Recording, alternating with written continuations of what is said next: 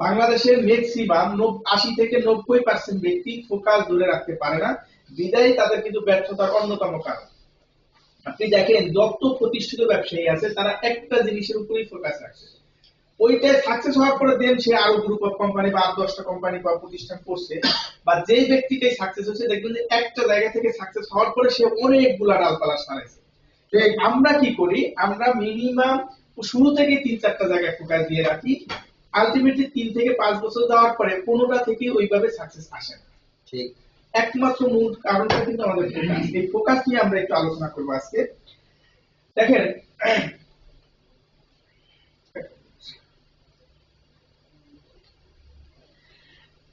আমাদের যে মার্কেটিং পেশাটা, এটা আমার একটা এক্সট্রা স্লাইড, কারণ আমাদের মার্কেটিং পেশায় 100% যদি সাকসেস হতে চায় মুখে হাসি থাকতে হবে এবং হ্যাপিনেস থাকতে হবে। এটা কি শিওর?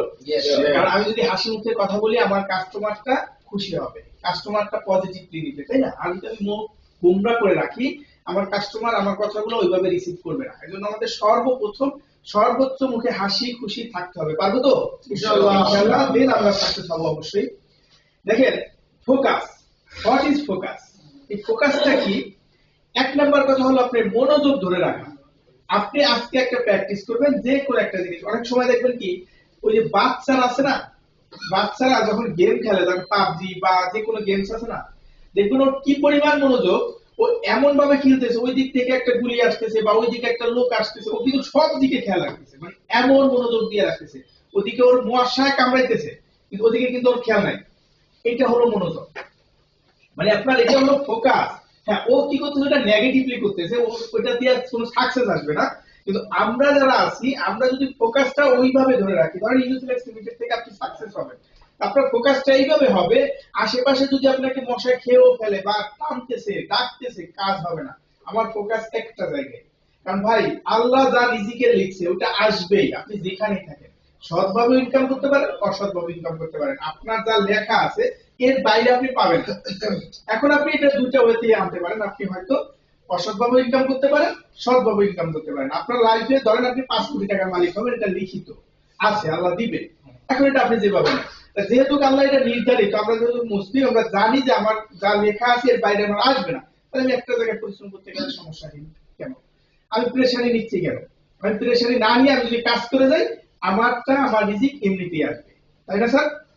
ইনশাআল্লাহ আমরা মনোযোগ ধরে রাখার চেষ্টা করব এবং উদ্দেশ্য নির্ধারণ। আপনার মনোযোগ তখনই ধরে রাখতে পারবেন যদি আপনার উদ্দেশ্যটা নির্ধারণ করা থাকে, যে আমি আগামী 5 বছরে এই জায়গাটায় যেতে চাই।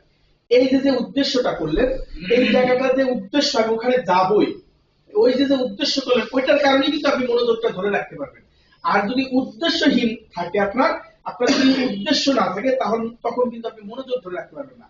যেমন ধরেন আপনি আজকে চিন্তা করলেন চিটাগাং যাবো, কালকে আবার চিন্তা করলেন যে চিটাগাং যাওয়ার একটু দরকার নেই আমি বান্দরবন যাবো, পরশুদিন চিন্তা করলেন না আমি এই দিকেই যাবো না আমি উত্তরবঙ্গে যাবো। এই যে উদ্দেশ্য পরিবর্তন করা, যদি যত বেশি উদ্দেশ্য পরিবর্তন হবে তত বেশি আপনার মনোযোগ ধরে রাখা যাবে না। এজন্য উদ্দেশ্য আগে আপনি ভেবে চিন্তে উদ্দেশ্য আগে নির্ধারণ করেন, দেন আপনি মনোযোগ ধরা শুরু করেন। আমরা পারবো তো? এখন উদ্দেশ্যটা যখন আপনি কমপ্লিট করবেন সাথে আপনার একটা পরিকল্পনা লাগবে। কারণ আপনি উদ্দেশ্য করছেন এখান থেকে কক্সবাজার যাবেন বা এখান থেকে বান্দরবন যাবেন, এখন এখান থেকে কিভাবে যাবেন একটা পরিকল্পনা থাকে না?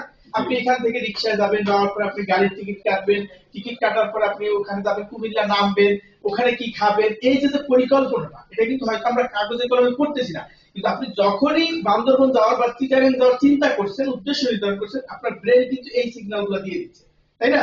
এখন যে এটা তো একটা সর্বোচ্চ ধরেন 12 ঘন্টার একটা জার্নি, কিন্তু আপনি 5 বছরের একটা জার্নি করতে যাচ্ছেন, লাইফটা চেঞ্জ করতে যাচ্ছেন, এই পরিকল্পনা আপনার লিখিত থাকতে হবে।